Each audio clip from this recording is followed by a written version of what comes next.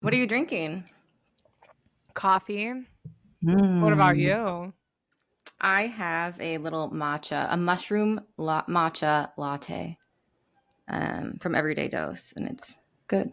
Nice. So, what does the mushroom in that do for you?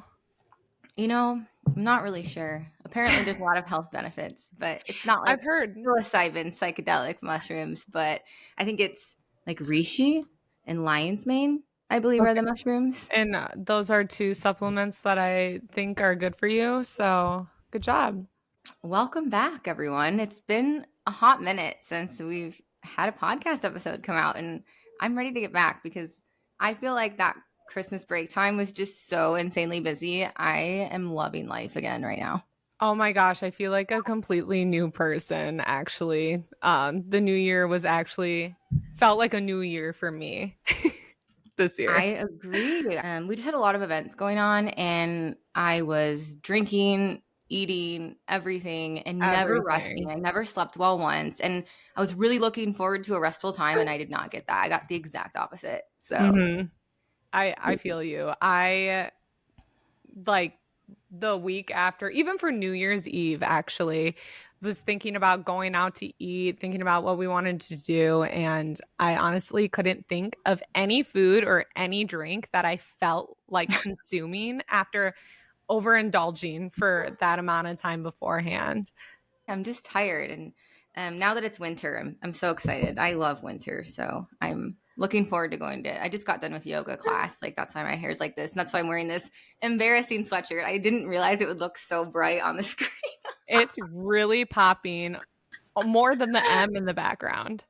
So embarrassing. Oh, shout out to my cousin Connor. He got me this M. He had me for Secret Santa for Christmas, so he got me a couple letters, but I just put this up really quickly so that I could show it off. And then Yeah. I have this, my Enneagram 7 little poster sign from my friend, and she got for my birthday too. So I have like this cool little setup I'm going to make happen and change it up a little bit. Yeah, that's one of my goals for the new year is to remodel my guest bedroom once again. And that's also the space that all of my clothes and my makeup, I get ready in that room. And I want to also make it a space to film the podcast in.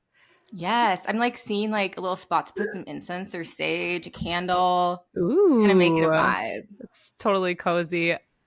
Speaking of goals for the next year, Maddie, what do you have like a general theme that you're working towards for 2025? Yes. So in our office and in my personal life, I use the same word, and everyone kind of picks a word of the year. And this year, my word is I think I'm settling on this finally. I have to have it done by Thursday, but my word is flow. I tend to really struggle with transitions and kind of being rigid in my transitions from like task to task to task. For instance, if I'm going to record the podcast, I set myself up 45 minutes prior to the podcast to be able to like get ready, get into it. And I'm wasting so much time preparing for things that like I just need to flow into it and not overthink what I'm doing next and having that in my head prior, if that makes sense. Mm-hmm. So just flowing from thing to thing, being in a flow state, just letting things happen. That's kind of my word. Does that make sense to you? Yes, it does. Even working with you on the podcast, you love being prepared, and that's great. But sometimes you can be like over prepared or overthink something before. Not you, anyone, I'm saying. So that totally makes sense. And it's kind of with just like trusting yourself that you know what the fuck you're saying and what you're doing, and you don't need to overthink it prior to it happening. So Yeah. I mean, that is a even good like goal. prior, like I wouldn't have even gone to like a yoga class with only 30 minutes in between something because I just would not feel like that would be enough time. But it's like, just let it go, do your thing. It'll work out. It's fine. Mm-hmm. Lessen the control freak, the inner control freak. Yes. Well, and I went from being such a laid back person to a control freak. And like, as I became more controlling and like systematic in my life, things got better in many ways. And so I feel like I hold on to that. Like, if you do this, your life will be good and you'll keep growing. But like, there's a point when you have to let go of that because you've already Mm-hmm. made it this far. So like, you can chill, you Well, know? yeah, and you can't be in control of everything. So it's like letting go of that can Yes. only be good for the soul, I'm sure. Yes. I literally already feel more relaxed, just like trying to make this important thing for the last 5 days, of course. But Yeah. what So far, about so you? good, right? Yeah. For me, I know you kind of mentioned that you guys had a word of the year, and I noticed there was a general theme in what I wanted, and I think it's being intentional. Intentional is my word, I think. Last year, around the holidays, I kind of like went into a negative headspace. I was just like in survival mode, I guess. And so last year was a lot of just trying to stay alive versus working towards something. And I think that's what I'm really excited about for this year is I actually took the time to make goals. And I know Maddie loves that word. I made Hell goals. I yes. reflected. I decided what would be positive changes for me next year. And I think all in all, I'm going to be intentional with my time, with the people I'm around, with how I spend my money. I'm just going to try to be, all in all, more intentional. So that's my word. Sounds great. And you're off to a great start, obviously, if you're setting goals, because that itself is being intentional. Oh, yes. In reflecting on 2024, I have realized how much better I like myself now. And that's really important. I'm excited. I Oh am my God, I love excited that as you well. have goals. We can talk about them. We can touch base. We can, Yes. maybe we We'll can have do some quarterly shared check-in. goals. Yeah. Yes, I love this. Look at us. Okay, so what I've been seeing a lot online, and I did post one of these, which I can't believe I posted something on Instagram. Can you? Could It you was even believe? awesome. But also, can you teach me how to use threads? Because I joined it after I saw your post. Oh, I is that have where you what? I yeah. didn't even post it to that. I think it just automatically does it because I signed up for it. Okay. So yeah, I've never I even signed been up on for it. it and now I have like some followers because apparently people use it and I'm like, I don't know how to use this. So But yes, I've been seeing the ins and outs on social media. And I think that it's a really cool way, again, for people to be intentional about what they want for the next year. And maybe it's a quarter or maybe it's a half year and then you check in and you change your in and outs list later. But I kind of wanted to talk about these. So we're let's going start to with start. outs so we Yeah. can end on a positive note. I have a lot, but let's just name a few each for the Okay. sake of time. So my outs list is swearing. I want to swear less just because it's a good Ooh. habit. I just find myself swearing all the time because it's like picked it up. Mm-hmm. And so I'm trying to get rid of that because I'm going to be an aunt. I'm around kids more often. I think it's just trashy to swear all the time, even though I do it. So I'm working on that. And then fast fashion out. I'm going to buy zero clothes from Amazon or Shein. I never really purchase stuff on Shein. I'm not a huge fan, but Amazon sometimes when I'm in a pinch, I will. And I'm Mm-hmm. not doing that ever again. And then overbooking myself is my third out. I always overbook myself and I'm just getting really good at saying no. And then I realize if I want to join later or change my mind, I can, but I like to do what I say I'm going to do. And so when I book myself into something, I go and I do it no matter how I'm feeling inside or if I'm exhausted. And so I'm done doing that. I need to just stop. So I think I've talked about this for the I last six love months. that. That's a good way to look at that. Like, it's better to not overcommit and then show up and have it be a pleasant surprise. Yes. Under Versus, promise, yeah, over deliver. yeah, exactly. Because that was one of my outs as well, was spreading myself thin.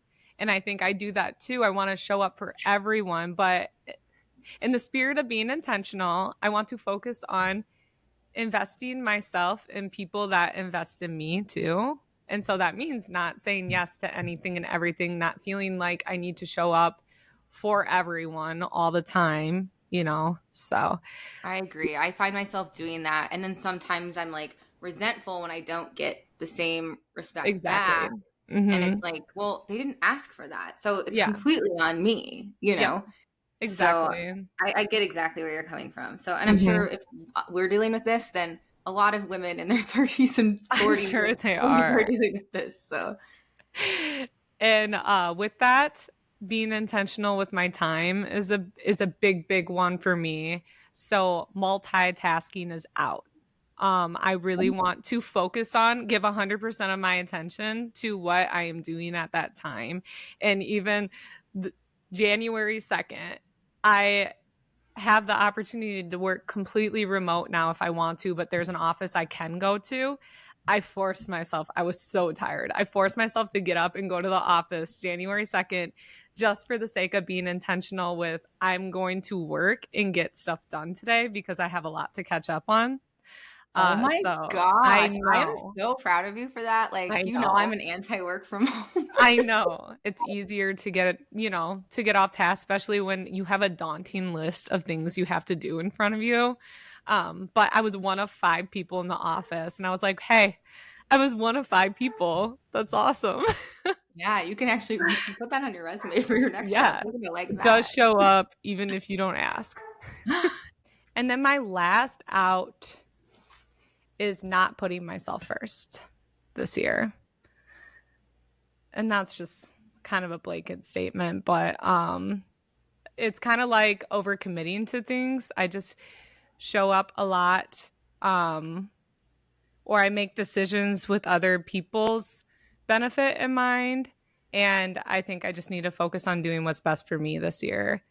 And Yes. sometimes it's harder to make the decision that's best for you, but I'm going to do it. So, Yes, and hopefully it gets easier and easier. And yeah, I just did it a few times last year and it felt like so wrong. It felt like betrayal almost, and it shouldn't feel like that. So I need to keep doing it so it gets easier and it's just second nature.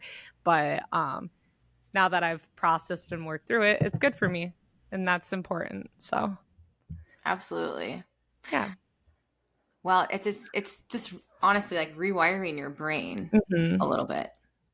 Yeah, who the hell taught me that I need to make other people happy before myself? That's somewhere along the line that got ingrained in me, and I'm trying to break it. So cool. So let's switch to the more fun ones. What is in for you in 2025, Maddie? Outdoor walks. I Ooh. want to start off at least with one outdoor walk a week. I've really gotten away with this because I have a treadmill inside. But I need to get outside, especially in the winter, and just bundle up and go on a walk, even if it's a half hour, put on some headphones and a podcast.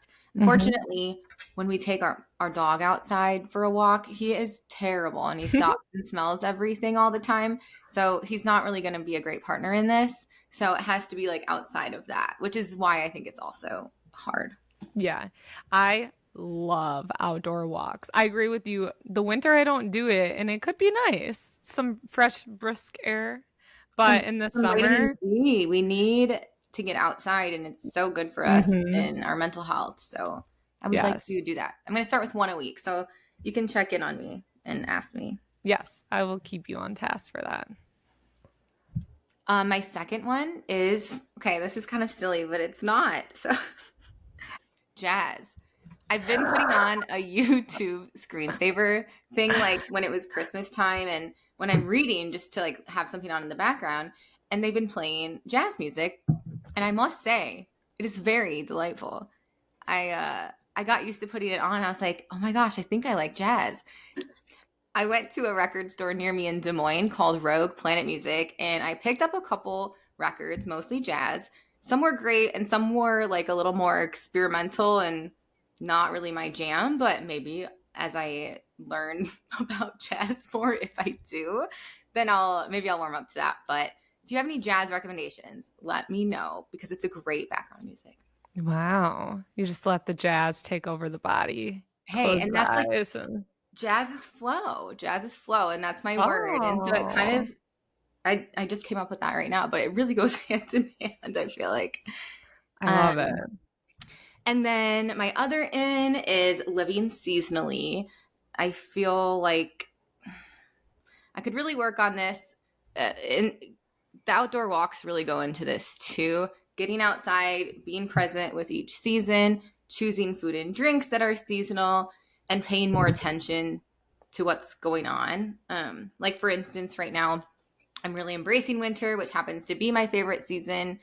And it's funny because like my friend Anne said, I'm really into wintering right now. If you even know, if anyone even understands what that means, or if that's really something to be into. And I was like, I know exactly what you're saying. It's like, you know, embracing the coziness and hygge, and again, getting on outdoor walks, but layering up enough, even so like the walk from the car to the inside of our office isn't horrible. Like embracing that walk instead of like curling up and be like, this is horrible, and like running in and hating the whole thing. Like dress well and when you leave, so that it's just flowing from one thing to the next and not being, you know, miserable. So Yeah, I love that. So for me, first and foremost, positive mindset, which can sound so like blah, everyone. But Maddie, wow, it's like you manifested me for my 2025. dorky sweatshirt. Okay, where'd you get that? I got this sweatshirt at Warren. It's actually like a upcycled thrift store here in Des Moines. Oh, okay. Nice. But yeah, positive mindset, especially in the next couple months, as most of you know, my corporate office is moving to Atlanta. I had a job offer to go there, but I declined. So at the end of March, I am officially done at my job of the past 7 years. And in the next month, it is wild busy. Like, I am so busy. I have to travel quite a bit. I have to do things that I feel like is unfair to do in my situation, like for people to ask me to do. However, I just kind of came to this conclusion that I'm going to have to do it either way. So I need to spin my mindset on it. And bottom line is, when I'm done there, I want them to think like, oh, we're sad to lose her, instead of being like, oh, it was Lexie's time to GTFO. Like, so I'm just, you know, instead of being like, I can't believe I have to do this, I'm just being like, hey, this is the last time I ever have to do this for this company. So do the best you can. Yeah, and also for yourself, for your day-to-day life. Like you can choose to work like this and slump over and hate every minute, or you can choose to be like, cool, this is actually what's positive about it. Well, yeah, and this goes into my next in, but I was literally I was stressing myself out from being so like having such a piss poor attitude about it that I was losing hair.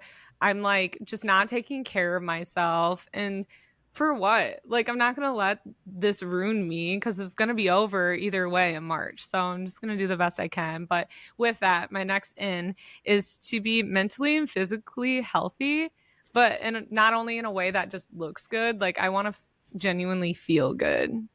So, like, not overworking out, not overdoing one side versus the other. I want it to be very balanced, and I'm going to be very conscious of that, intentional, if you will. You know, you don't have to work out every day to be healthy, and that's kind of obsessive. And I did that for a little bit last year, and it's not necessarily good for you. So taking that balance. Yes, and like, what are you overworking out from? Is it from drinking and eating stuff that you don't want to? Yeah. You know, when you could just have a nice balance. Yes. I also made the decision to do dry January, which I've never done before. And I know I told you that, Maddie, and you're kind of like, F it, I'll do it too. Yep. I think like 2 days ago, I saw you posted or sent me a photo. I sent a Snapchat. And I was like, I'll do it too. Why not? Yeah. There can't It just feels right. Yes. And so we have in a couple weeks episode coming out about not only dry January, but people's choice to be sober curious or sober, and kind of hear people's different stories about their relationships with alcohol. And I think maybe this month we'll learn quite a bit about that, because we have never completed a dry January. So I think maybe it'll get our minds thinking a little bit differently, and maybe we'll feel, I mean, I'm not saying maybe, I'm sure we're going to feel great, because I'm like at least 2 to 3 times a week person. Oh yeah, drinker. At least. And like I said, last year overdid it big time.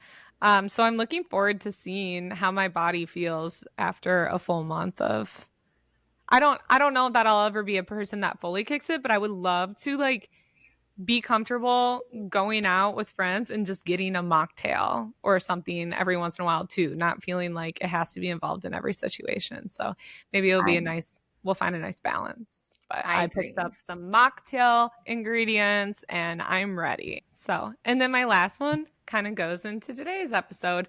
I want to save money this year. Again, last year in survival mode, I threw money at anything that felt good. And this year, I overindulged last year. I got it all out of my system. This year, I want to save. And I think everyone will be motivated to save after they listen to what our guest has to say today. But before we get into her, we're really excited to kick off this year because we have some exciting episodes coming up. With my intention of investing in people that invest in me, I got lunch with Emily Martins, who was on our podcast a couple months ago now. That's crazy. Time flies. And we're discussing the podcast, and I just kind of mentioned how one of our upcoming episodes, we have Matt, and we joked with him about how he hasn't gotten on Kill Tony yet because he's an Austin resident. And he messaged us later that night that after recording the podcast, he got on Kill Tony. Which we talked about, I think, on the podcast. We did. You guys will hear it. You guys will hear it. He's like, no, I haven't. And like, you know what? I'm going to sign up for it right now. Yeah, exactly. And Emily said, you know what? I think you guys are low-key lucky because after I was on your podcast, TikTok accepted me into their like, I don't know what the program's called where you can actually start making money. Like you're actually a real influencer, you know? And she said she never felt like after the podcast, she felt validated as an influencer, got approved into the TikTok program, and things have just totally changed for her. So cool. And then I talked to Kristen, who's our guest 2 weeks from now. She's an intuitive medium. And she said, as soon as she got this date set with us to record, she said something in her like professional life came up the following day too. So I don't want to go into that because I don't want to like jinx anything. But yeah, it's just, we keep hearing these stories about this. So it's really cool. So yeah. If you want to be a guest, something great's going to happen right afterwards. So join us. Yeah, keep that in mind when we reach out and want you on the show, guys. Yeah. So apparently, yeah, we're good luck. Yeah, maybe it will rub off on us someday. Hopefully. We'll see. Only time will tell. That is funny. Okay. Well, this is previously recorded. We recorded this in December, and Malia Gudenkauf is Little Miss Finance. The cool thing about us pre-recording this is I can honestly tell you that it's a really good conversation. Money, but numbers in general hurts my brain, and she makes it so easy to digest. It's a good one, so stay tuned.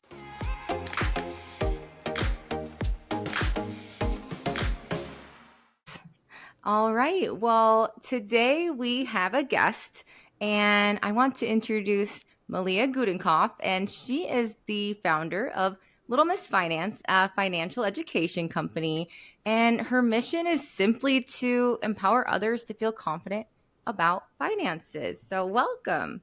Hello. Thanks for having me. Thanks so much for coming. So Malia, we're just going to ask you to introduce yourself and tell us a little bit about your story. Yeah, of course. As Maddie said, my name is Malia. I feel like I am also known in the wild as Little Miss Finance. People have come up to me before in person. They're like, Little Miss Finance. I don't think a lot of people even know my name, Malia, because my handle is Little Miss Finance, and we just roll with it. It's part of my identity. But I am an Iowa girl as well. I love connecting and seeing other Iowa girls do awesome stuff. So I am from the Cedar Rapids area. I'm one of 3 girls. And in college, something inside of me saw this flyer on this wall and thought, hey, that looks like something that I should take advantage of. It was a flyer of this guy who goes by the crazy man in the pink wig. He was a financial educator, and he was doing free financial literacy classes on the UNI campus for students and just people of the Cedar Falls community. I was in my senior year, my final semester, and I thought, oh, that's something I should take advantage of. I have this job lined up, and I don't know much about personal finance besides I should save money. So I started going to those classes, and I always say, for lack of a better word, I became addicted to the information that I started learning because I realized how powerful it was to have this knowledge heading into, quote, the real world and really hit the ground running to build a life that I wanted and enjoyed and was a little bit different than the straight and narrow path. So that's where my financial background comes from, started in college, and then really has been self-taught from there through books, learning through podcasts, YouTube, and learning mostly through taking action. So that's the personal finance identity that I hold, but I also love to travel. I love to read books. I love to be active, whether it's going on a bike ride, playing volleyball, most recently skiing. So there's a lot more than just the personal finance side, but that's something that I definitely carry near and dear to me. I love that. Yeah, when Maddie said we were having someone come on and talk about finance, I'll be honest, I know such little, and it's something I wish I knew more about. And when I clicked on your page, though, I was so pleasantly surprised at like the mixture of information you have. It really resonates. Everything from tips, grocery shopping, booking a flight, to all your traveling. It's super interesting. I really enjoyed clicking through and getting to know you through that. Thanks. Yeah. Money, personal finance, it's mind blowing to me because so many of us relate to that fact of feeling like we know so little because we don't talk about it in school often. We never learn it. We often don't talk about it at home. Some people do grow up with a background of that. We often don't talk about it with our friends because it's uncomfortable sometimes. There's a lot of emotion that we carry with it, but it touches every aspect of our lives. So it's mind blowing to think about the fact that we don't do this thing that impacts everyone and for the entirety of our lives. So that's what continues to fuel my fire. All right. I have one question that I want us all to answer just to kind of break the ice a little bit. If money was not a factor, what is the first outrageous thing that we would all spend on? We'll have our guest answer first, if you're ready. I feel like this is a little bit mainstream and not much of a hot take, but I immediately thought real estate somewhere else in the world. I love to travel, so it'd be incredible to have a couple houses in other countries that I love. And fun fact, I am a dual citizen, so maybe in the other country that I'm a citizen of. But maybe even more specifically, like a boutique hotel. I love boutique hotels and the experience that they provide. And I just think it would be so fun and romanticized to own one, meet people from all around the world, which is part of what I love about travel, and be able to come in and out of that as a business and fund and travel, all the things combined. Great answer. That's a great answer. What about you guys? So what I would spend money on, very, very similar to you, is just travel in general, either a trip around the world. Specifically, I would like to go to Japan or India. I also thought of a property, maybe in Tuscany, Italy, because that is my favorite place that I've been. So I love that. I would love to have a home there. All right, we're definitely aligned, Maddie. We can What about you, Lexie? I would want a personal chef, I think. Oh, good one. I like cooking, but I would love someone to figure out nutrition and things like that for me instead of having to calculate, because I do like to have a balanced meal.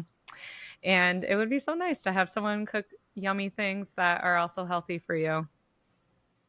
And grocery shop for me, because I'm bad at that. It's a good one.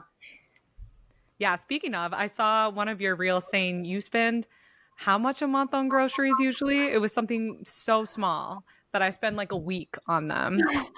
I spend probably a couple $100 a month on groceries, sometimes more or less, give or take. But I'm a huge Aldi fan. I'm an Aldi gal. And so I love to ball on a budget grocery shopping at Aldi. And disclaimer, I'm a single person right now. So it's just one of me that I'm feeding. So take that into consideration. Yeah, I'm only buying for one as well. And I feel like I spend like like $200 a week on food, but I don't think I am going in with a good plan. So I'm gonna have to go through more of your information and figure it out. I It's love it. inspiring already. Okay, good. I agree. Like, honestly, I think personal finance and budgeting is so overwhelming to think about. But I think right now, going into kind of the new year, this is a great time for people to start a new budget and set goals and maybe look at their W-2 from the previous year and see where they're at, where they want to be. And I think this is a great time to have you as a guest. And so, one common money advice that you think is overrated, what would it be?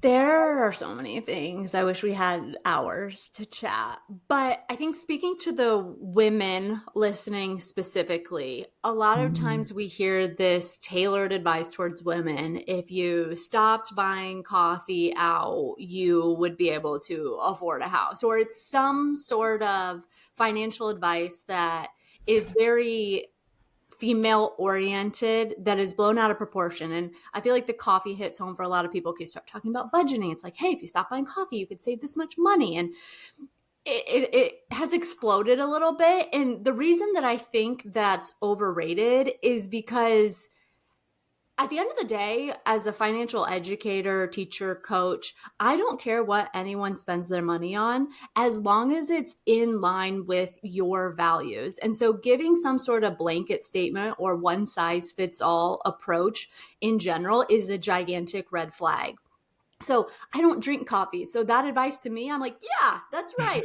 Like, stupid. Why are you spending money on coffee? Because it doesn't matter to me. Someone else that brings them the most joy of their day and the most fulfillment and happiness in that moment, that's very different advice to them. So I think maybe more so in general is these one size fits all solutions are overrated because personal finance is personal. And we want to find solutions that are going to be realistic and sustainable for us because this is a lifelong journey. So I guess take that with a grain of salt when you hear advice or you're sifting through all this information of different people talking about these things because it's a very loud, noisy world of financial advice. Use that lens to kind of decipher things.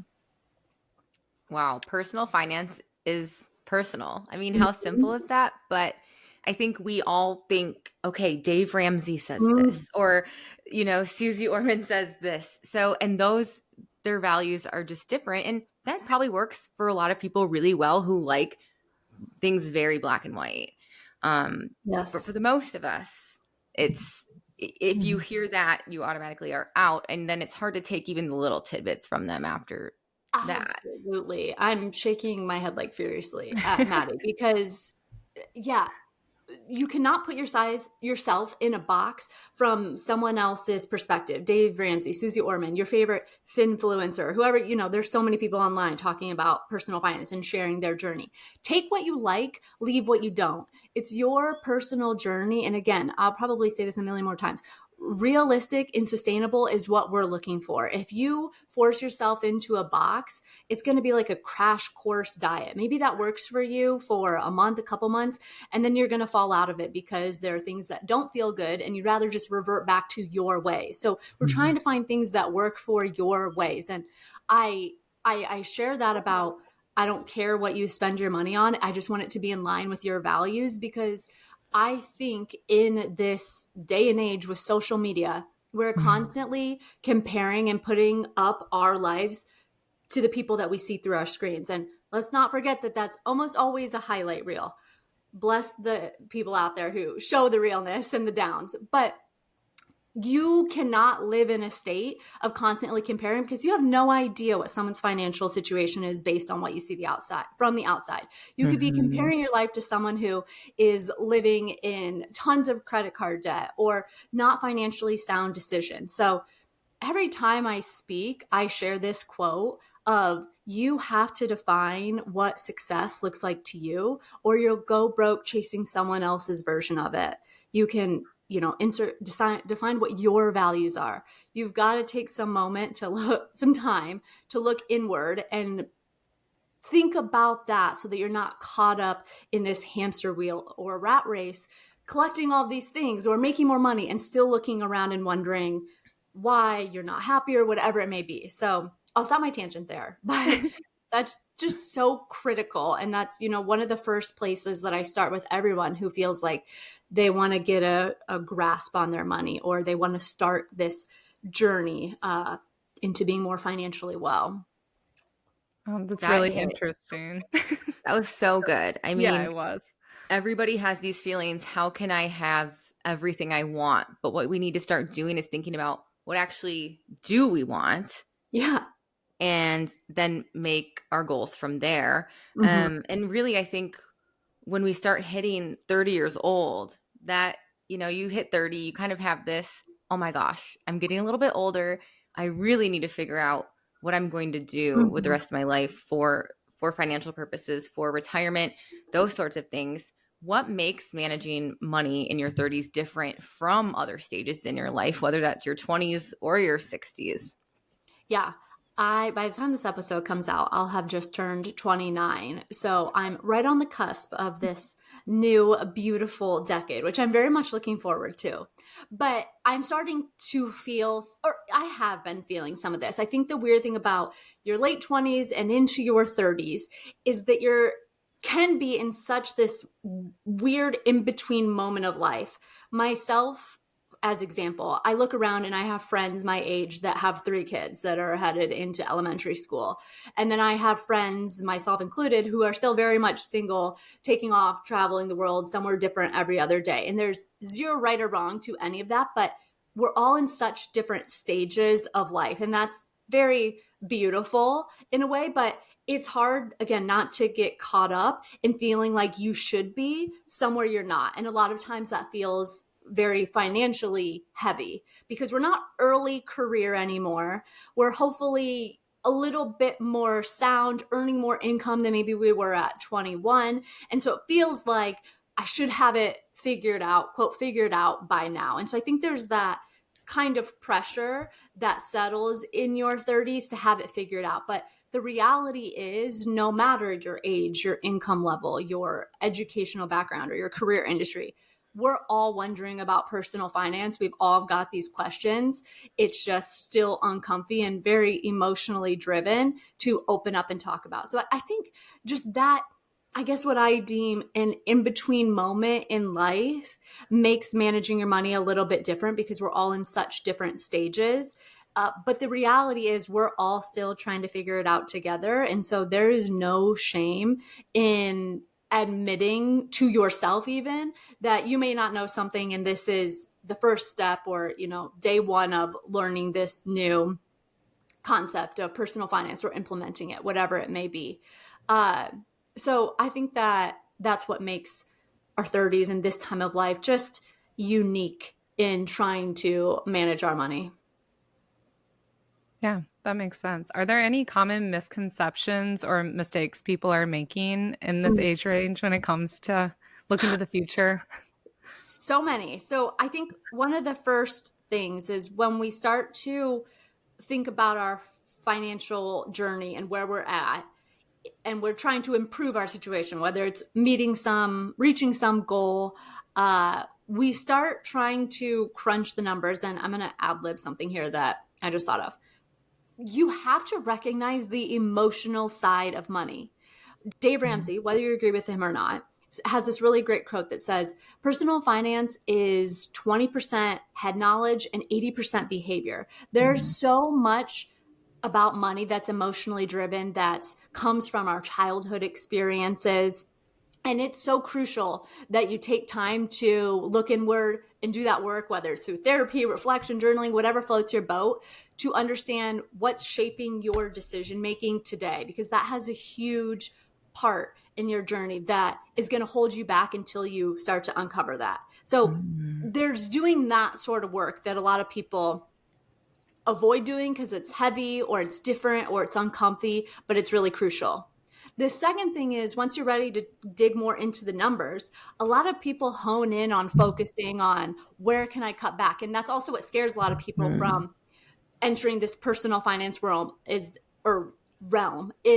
they don't want to be told to sacrifice this or stop spending that, which is fair. I don't either. I don't want to be told that.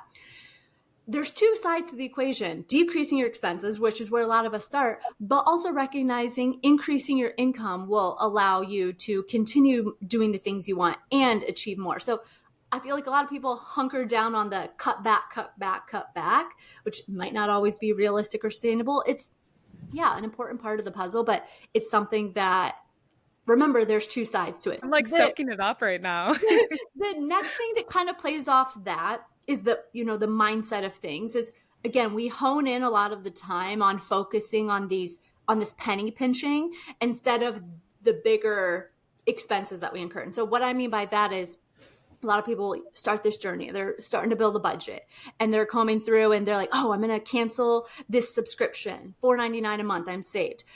Fantastic. I'm happy that you have control and you're recognizing all those things. You're reducing expenses that you don't need. But also, let's focus less on the $4.99 and let's focus on the $2,000 housing expense in your budget. Not that $2,000 is right or wrong, but the big three expenses are your housing, your food, and your transportation. So those big three are going to move the needle a lot more than finding $4.99, $15.99 that you can cut back on. So focus less on the penny pinching. Of course, that's all important, and the little things do add up. But the big three, housing, transportation, and food. When I look back at my journey, which I guess I didn't share too much about, but I paid off $20,000 of student loans in 10 months. I was able to invest six figures and start investing in real estate. I was able to quit my job to pursue this entrepreneurship. When I think about a lot of the financial success that I have, it's because I was focused on those big threes. Those things allowed me to free up a lot more money to achieve some of those goals rather than focusing or playing a little bit smaller. So that's another mindset shift a little bit as well for people. And then one last thing that comes to mind of just a general misconception, especially for women, is in order to build and grow our wealth, we've got to start investing. And a lot of people believe that to be a successful investor in, say, the stock market, there are many routes, real estate, all different paths. But in the stock market, people think, and the reason it's so overwhelming is confusing, is we have this conception that we have to pick and choose the right companies and spend our time and energy and effort researching and trading and doing all these things that we constantly hear out in the world from the finance bros or from our uncle or on the news. That is not true. There's a very simple path forward to investing and being a successful investor with very minimal effort through investing in index funds, which we can debunk a little bit more. But that's the final kind of just misconception that I've got on a broad scale to help reframe the way some people are maybe currently thinking about money or their wealth building journey.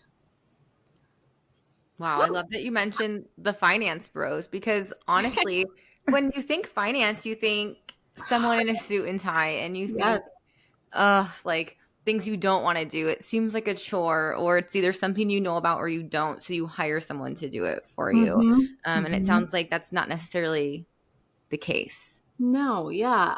I mean, Little Miss Finance, the name in itself, I started this business as a blog and as a passion, because when you think about money, like Maddie just said, you think of probably an old white male in a suit, and you just don't want to hear it from them. They're not relatable. It's not fun. It's not sexy. And so when I became interested in this information and realized the power it held, I was like, I want to talk to young women. I want to make it fun. I want to make it attainable, relatable, funny, all of this. And so finance does not have to be old, stuffy, and boring. They should remix the finance song for you. Like, I'm looking for a girl in finance. I agree. There we go. That's what every man should want. Love it. So we kind of left off. You spoke of a term that I'm going to admit, I've never heard of. Okay. Did you say index? Index funds. Yes. Okay. The words are the most intimidating part for me. I feel like the words. It's like learning a new language, and that's where I can't communicate it. Yes, and it doesn't sound sexy by any means, but before people back down from that, they like tune out because they're like, oh, okay, here we go again. Being financially savvy, financially educated, competent, confident is so sexy to me. So that's why I'm like, tune back in. I'm going to teach you what this all means in a jargon-free manner. And I pride myself as a speaker. A lot of the work that I do is within businesses and organizations coming in and speaking to their employees. I pride myself on having those jargon-free conversations because a lot of that jargon is used in the industry. I'm not taking away from the knowledge that financial advisors has. I have nothing against financial advisors, but a lot of that is used to continue to make this topic something that you need help with and that you pay them to help you with. That's a broad generalization, but it is kind of part of it. It can be much simpler. So if we'd like, I'll break down a little bit of the investing journey in a jargon-free manner. Yes, please. I love it. Yes. Okay. So when we think about investing, it is so overwhelming because of the jargon, the confusion, the talking that just goes right over my head because it's another language. And there's so many, it feels, decisions to make. So I always tell people when it comes to investing, you've got to, get clear on your goals. So that means, who are you investing for? Is it for you? Is it for a kid? Is it for a parent?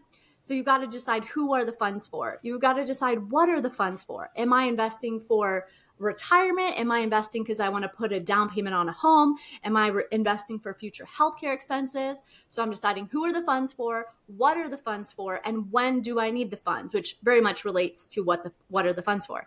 Do I need the funds in 5 years to buy that house? Do I need this money in 25 years to retire?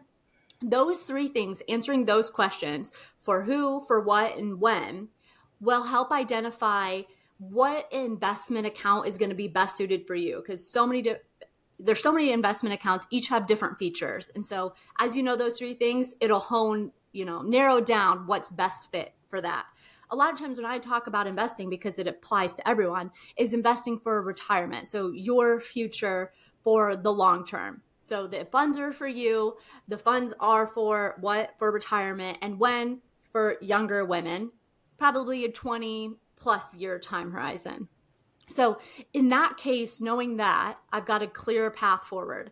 And one of the most common investment accounts is called an IRA. An IRA stands for an individual retirement account. So just as it sounds, it's for you, the individual, and it's investing for retirement. So when you want to open this investment account, you go to a brokerage company. And I always describe this much like a savings account. If I'm like, oh, I want to open a savings account, I decide what bank I'm going to go to open that account. The same thing happens when you want to invest. I know what account I want. I figure out what brokerage company I'm going to use. A brokerage company is just a financial institution. So some common brokerage companies that have low fees and are very user-friendly are Fidelity or Vanguard is where I might recommend you start. So you Google, open IRA at Fidelity. Boom, we're on our way. I put in my personal information. I've got the account open. It's going to ask me, do you want to open a Roth or a traditional IRA? Those buzzwords, which you may very well have heard before, thrown out in conversation. Those two words are just adjectives describing when you're going to pay taxes on the money you put in this account. And it's basically a matter of now or later. Roth is saying I'll pay taxes now. Traditional is saying later. So those are just adjectives. I either have a Roth IRA or a traditional IRA. You guys with me? Any questions? Yeah. Is this familiar information or maybe something kind of new? It's familiar, and I'm surprised. I'm with you, and you're putting it in great terms I can follow. Good.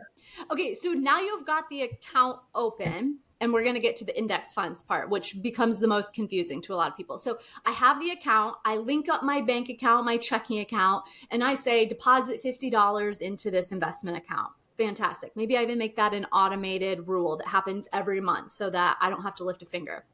That's great. If I've lost you, reel back in, because this is a huge financial mistake that a ton of people make when they have an IRA. You are not done there. Just depositing money into your IRA does not mean that it's invested. It's kind of just sitting in no man's land right now. And it's what's called a settlement fund. It's this it's like a sweep through place. Money comes into the account. It's sitting here in the settlement fund in your IRA, ready for you to pick some sort of stock or bond to actually invest in. So if you have an IRA, take this as your sign after you are done with this episode to log into your IRA and double check, is my $100,000, $10,000 sitting in what I see called a settlement fund or money market, or is it in some sort of asset like a stock or a bond or an index fund? A lot of people miss this final step and they think, oh yeah, I have a Roth IRA open, I'm putting money in it, I'm investing. You're not quite yet.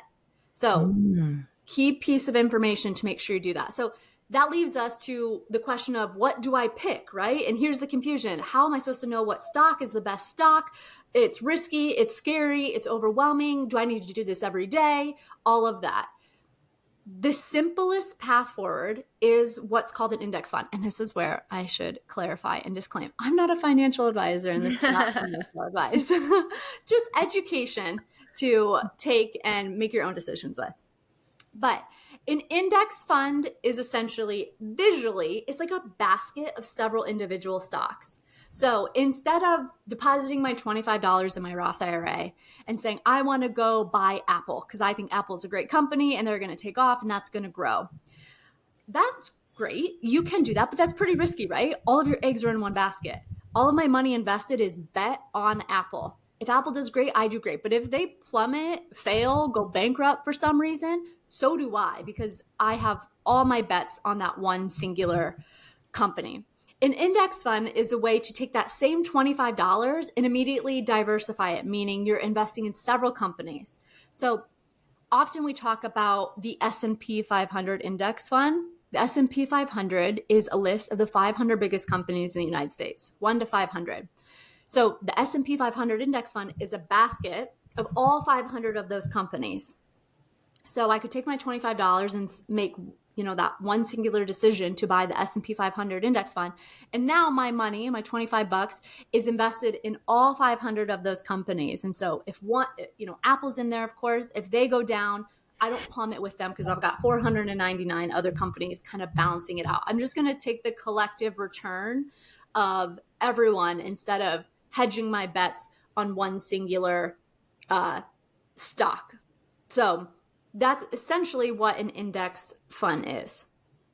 That makes sense. And I think, when you have an IRA and you sign up with your employer, a lot of the time you just put it in there. You're not thinking about what it's doing. You're assuming that that's all being done for you. So everyone needs to go check immediately and see if they are currently investing or not. I know that I'm going to see where, in particular where they're investing. And I did not know the S&P 500 was the top 500. Yeah. Your employer plan is often maybe a 401k, 403b, depending on if your employer's public, private, education, whatever it may be. So that's very, very similar to an IRA. Typically with your employer's plan, they will help make that final step for you to invest your money in a fund. Whereas the IRA, when it's 100% on you, right? Because it's an individual retirement account, no one's really helping you along the way unless you have a financial advisor or you're using a robo-advisor, which is kind of a middleman. But doesn't hurt either way. Whatever investing accounts you have out there now that you've got maybe a tad bit more information, go see what's actually happening with your money. You're depositing it in there, but what are you actually investing in? What asset are you purchasing? Any other basics that you feel passionate that more people need to know about or be educated on? Yeah.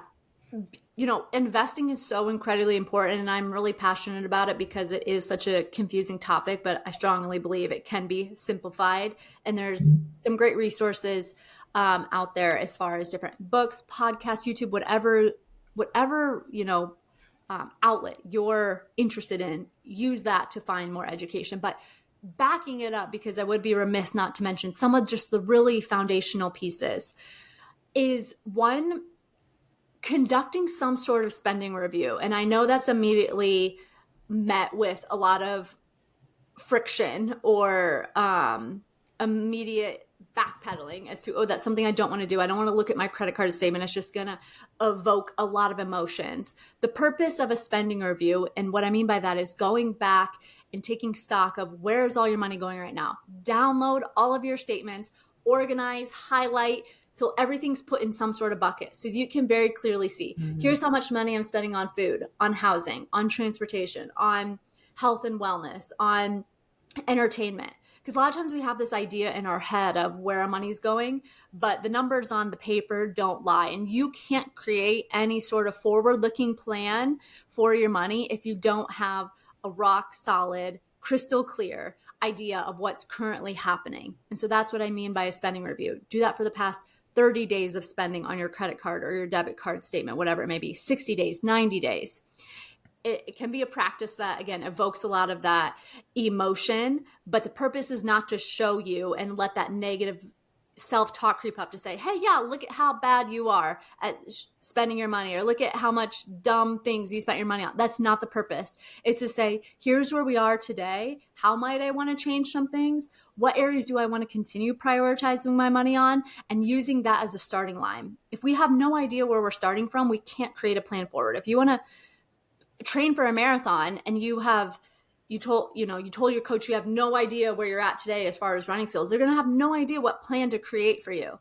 So you've got to know where you're starting today. So conducting that spending review by tracking your spending is something so basic and simple. That's a first step that I recommend everyone does if they haven't already.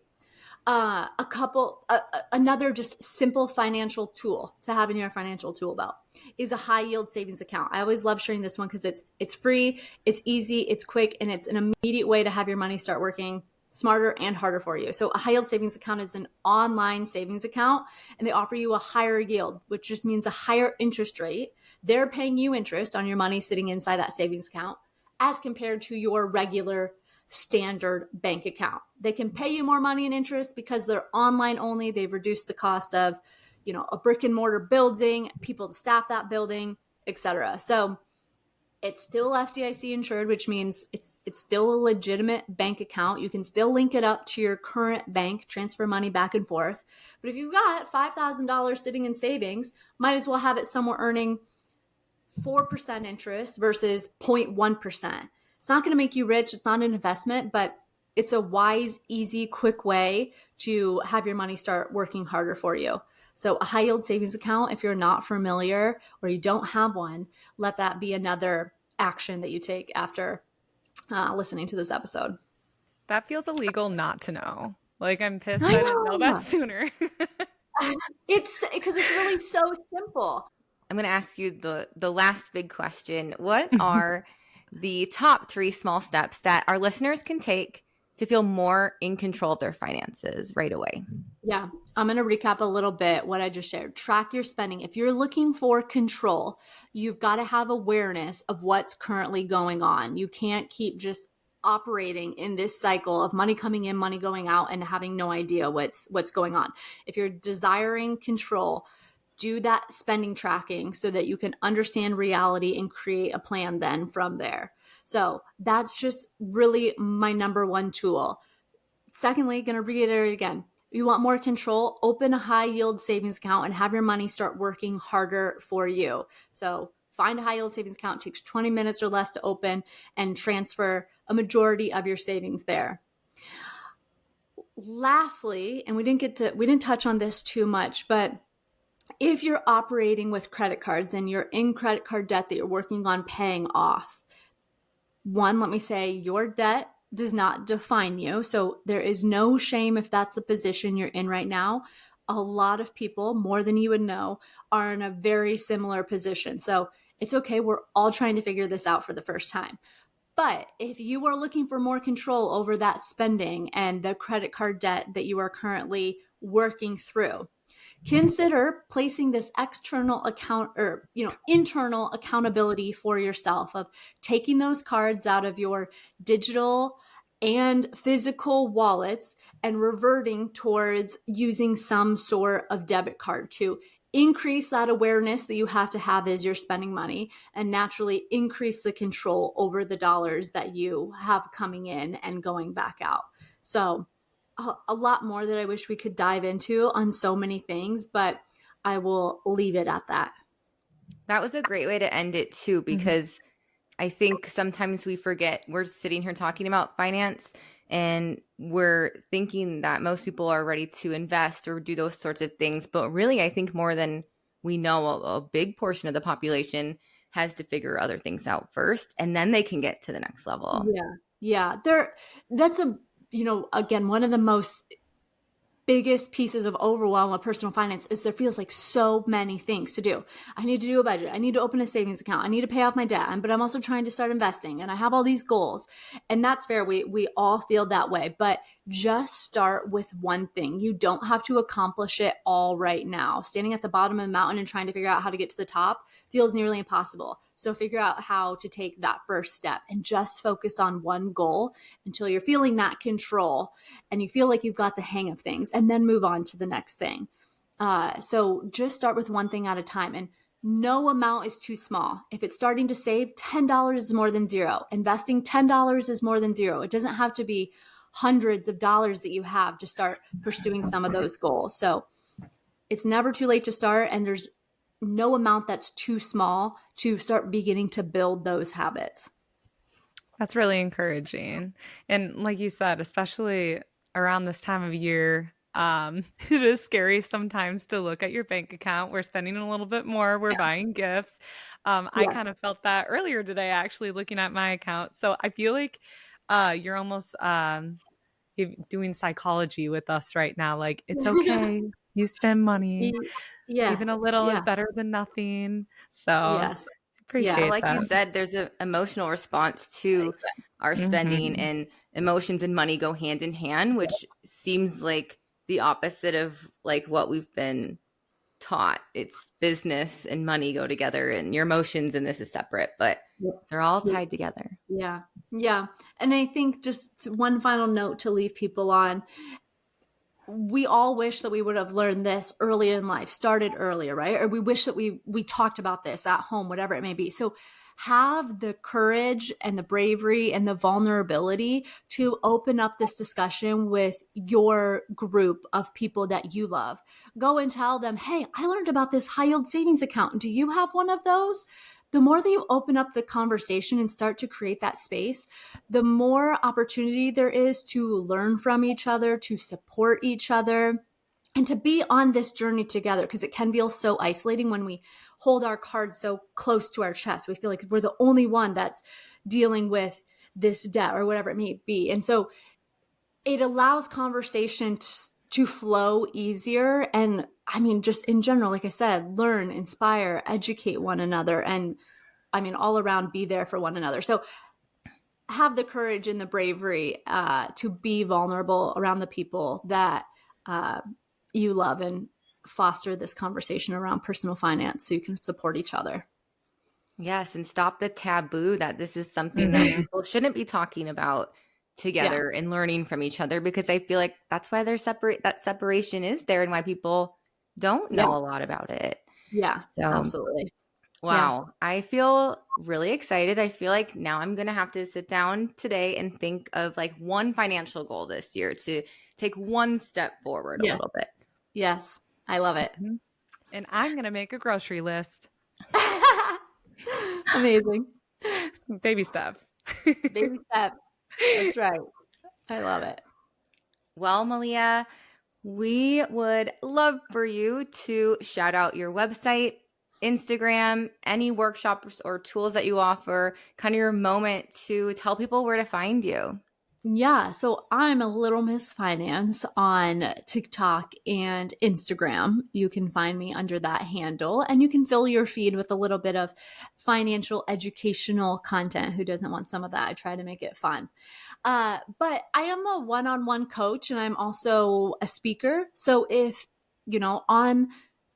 on the theme of personal finance is personal, right? If you want to work more closely together to navigate your situation, I'm happy to help coach you through that. You can find all of that information on my website, thelittlemissfinance.com, along with my speaking as well. If you don't want to pay for that coaching, because I know times are hard, encourage your employer to hire me, and I will come in and speak, whether it be a lunch and learn or employee resource group or new hires.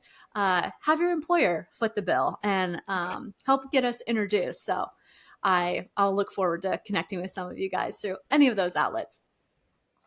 Wonderful. Awesome. Well, again, thank you for what you do in the world, not just coming here, but just what you do is so important, and it takes away that's something that other people know how to do, thought process that a lot of us have. So it's really inspiring to talk to you today. So again, thank you so much. Thank you for having me, guys.